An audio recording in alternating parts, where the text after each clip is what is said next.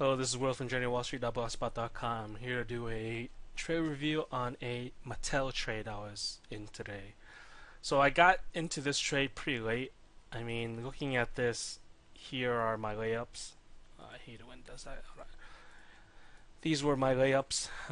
Pull back into a declining moving average. Those are the trades that I usually look for.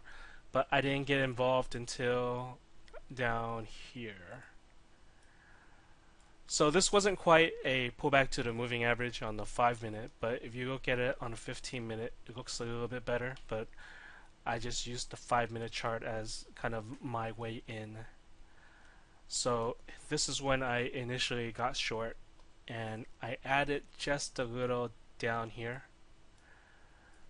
But once it pulled back, and I noticed that it made a lower high, I added some size down here. So as the day progressed, I covered some here, I covered some down here, and I covered some right at 43.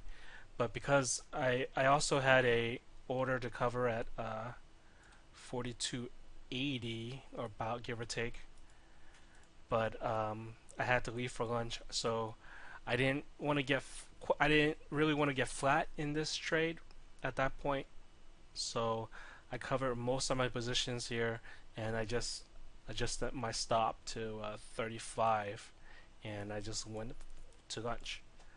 By the time I got back, I was able to cover towards the end of the day, like right here. Not quite where I wanted to initially, which would have been a retest of these lows, but still not too bad of a trade nonetheless. I probably could have been a little bit more aggressive on this candle since it did make a lower high. Maybe I shouldn't have added here, kind of no reason to. But had I gotten a feeler here and boom, hit it with more size here, then it probably would have worked out better. And if I was here to the rest of the day, I would definitely have covered into this low of the day at least, or this pivot area at least. So I got most of what I wanted, just not everything. But thank you for watching. I'll talk to you guys again soon.